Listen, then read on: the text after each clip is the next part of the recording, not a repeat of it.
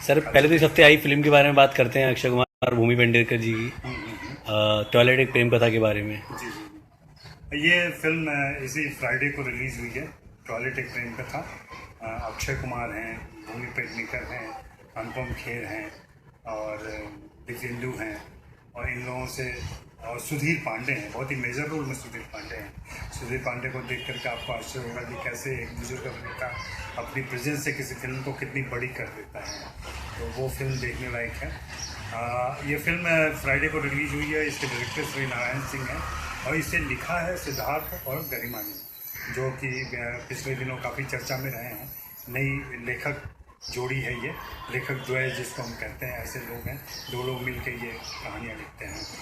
ऐसा कहा जाता है कि ये फिल्म उन लोगों ने लिखी काफ़ी पहले थी, 4 साल पहले, और तलाश रहे थे एक ढंग का कोई एक्टर मिल जाए, ढंग का कोई डायरेक्टर मिल जाए जिसके साथ भी ये फिल्म बना सकें या उसको दे सकें कि उस पर फिल्म बने। लेकिन इंडस्ट्री के कई सारे नामी, मशहूर, पॉपुलर नए एक्टर्स के पास ये फिल्म गई और सबको इसमें से कहीं ना कहीं संडास की गंध आती रही और टॉयलेट की गंध आने की वजह से उन्होंने ना कर दिया। उनको लगा कि टॉयलेट और उसके साथ प्रेम कथा। इस फिल्म का ओरिजिनल नाम संडास एक प्रेम कथा था। तो शायद नाम से या कहानी से या ये बात लगी होगी लोगों के दिमाग में कि भाई संडास पे कैसे एक प्रेम कहानी, या उसको कौन देखने आएगा। लेकिन जब फिल्म आई है और फ्राइडे को लगी है फिल्म, और या फिल्म आने के पहले से हम देख रहे हैं कि अक्षय कुमार की वजह से हो या फिल्म के अपने कंटेंट की वजह से, या इस फिल्म के कंटेंट में अक्षय कुमार की इन्वॉल्वमेंट जिस तरीके से वे लगे हुए हैं, उसको देख के साफ लग रहा है कि कहीं ना कहीं इस फिल्म में सबकी रुचि बढ़ी है, पूरे देश की रुचि बढ़ी है। और सिर्फ रुचि नहीं बढ़ी है, ये बात बढ़ के एक अभियान के तौर पर सबके सामने आ रही है और एक मूवमेंट से शुरू हो गया है टॉयलेट को लेकर के। ऐसी जागरूकता पिछले 3 सालों से स्वच्छता अभियान चल रहा है देश में, जो प्रधानमंत्री नरेंद्र मोदी जी का विज़न है उसके अनुसार। लेकिन ऐसी जागरूकता और इतनी तेज़ी से ये अभियान चलेगा या लोगों में इसके प्रति रुचि होगी, ये देखने को कम मिला। और सच में अब मानना पड़ता है, ऐसे जब ऐसी घटनाएं घटती हैं तब मानना पड़ता है कि फिल्मों का समाज पर क्या असर होता है। फिल्में किस तरीके से समाज को प्रभावित कर सकती हैं, और इस बार हमें साफ दिख रहा है। सर लेकिन कई लोगों की दिक्कत ये भी रही है, उनका कहना है कि ये फिल्म एक शॉर्ट फिल्म बन सकती थी, इसको कहीं ना कहीं खींचा गया है। बहुत सारे क्रिटिक्स का और ऑडियंस का ये रिव्यू भी आ रहा है। नहीं, फिल्म की लंबी और छोटी होने की प्रक्रिया तो बिल्कुल अलग होती है। वो लेखक और डायरेक्टर तय करते हैं कि फिल्म कितनी लेंथी बनानी है उन्होंने। कुछ बातें लोगों को लग सकते हैं कि डॉक्यूमेंटेशन हो रहा है, जहाँ पे चीफ मिनिस्टर आ जाते हैं या प्रधानमंत्री आ जाते हैं। फिल्म की कहानी में ज़्यादा उद्घाटित नहीं करना चाहता, लेकिन फिल्म में जब ऐसी घटनाएं जोड़ती हैं, कुछ एक रियल इंसिडेंट जैसे चीज़ें आती हैं, सरकारी महकमा किस तरीके से उदासीन रहता है ऐसे योजनाओं में, वो सारी बातें आती हैं, तो लगता है कि फिल्म की कहानी कहीं भटक गई है। वो थोड़ा सा शायद रेफरेंस दिखाना जरूरी था कि एक कैसे किस प्रकार से सरकारी महकमा ऐसे अभियानों में कम रुचि लेता है, क्योंकि इसमें उसका फ़ायदा नहीं दिखता है। तो उसकी वजह से क्या दिक्कतें आती हैं और कैसे एक योजना जो कहीं सरकार बनाती और चलती है और जनता तक पहुंचने में कई अड़चनें आ जाती हैं, तो उन अड़चनों के जिक्र करने में शायद वो बात आ गई है। डिपेंड करता है, कुछ लोगों को उसकी वजह से फिल्म लंबी लग रही है। और फिल्म में लिखा भी है 161 मिनट की फिल्म है ये, लगभग 2 घंटे 41 मिनट की, मतलब 2.25 घंटे की फिल्म है। तो 2.25 घंटे की फिल्म देखने की अब आदत हमारी नहीं रह गई है। लेकिन जब अगर आप फिल्म देखें तो फिल्म देखते समय थोड़ी देर के लिए वहाँ पे फिल्म अटकती हुई सी लगती है या थोड़ा भटकती हुई सी लगती है, लेकिन ओवरऑल फिल्म इंटरटेन करती है और कहानी से बंधी रहती है और आपको एक अच्छा, मैं सुबह से कह रहा हूँ कि ये मनोरंजन के साथ मैसेज दे रही है और सिनेमा के साथ संदेश दे रही है। ये ऐसी फिल्में कम आ पाती हैं। अगर फिल्मों के अभिनेताओं की बात करें तो किस किस का अभिनय ने आपके ऊपर छाप छोड़ी, जो उसको आप बताना चाहेंगे? मैं इस फिल्म में सबसे बड़ा श्रेय सुधीर पांडे को पर्दे पर देना चाहूँगा, क्योंकि सुधीर पांडे जी ने जो पंडित जी का किरदार निभाया है, अक्षय कुमार के पिता बने हैं वे, और बहुत ही ट्रेडिशनल पिता हैं, संस्कारी पिता हैं और पुराने मूल्यों और रीति रिवाजों का पालन करने वाले पिता हैं। कहीं बदलने को तैयार नहीं है वे, सभ्यता और संस्कृति के नाम पर नहीं चाहते हैं कि घर में संडास बने, इस बात के घनघोर विरोधी हैं वे। और फिर कैसे कैसे कैसे कैसे सारी चीज़ें चलती हैं और लास्ट के क्लाइमेक्स में जाकर के वे बदलते हुए दिखाई पड़ते हैं।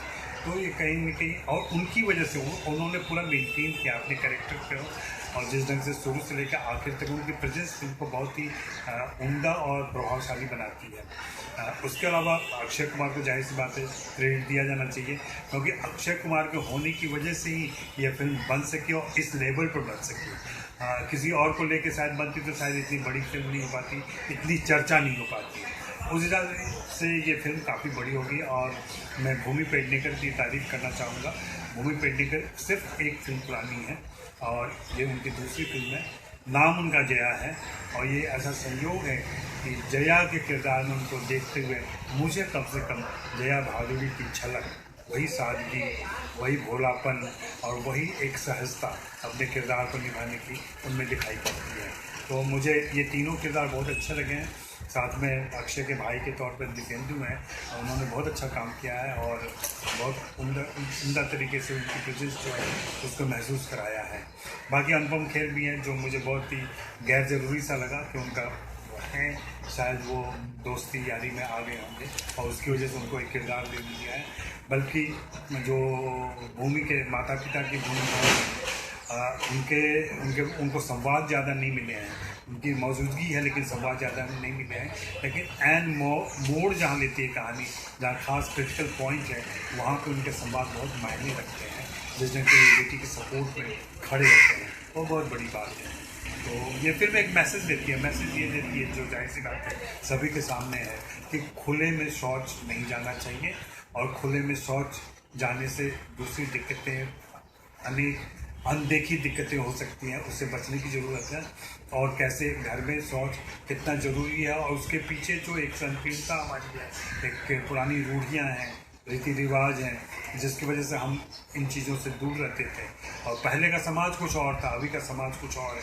अभी के समाज की संरचना बदल चुकी है। इस संरचना में अब ज़रूरत है कि हर घर में एक टॉयलेट हो, कम से कम सभी के लिए हो। सिर्फ औरत और मर्दों की बात नहीं है, ये सभी के लिए। मर्द जो वैसे तो खुलेआम कहीं भी बैठ जाते हैं या कहीं भी पेशाब करते हैं, औरतों के साथ ये ज़्यादा दिक्कत रहती है। औरतों को सुबह समूह में निकलना पड़ता है।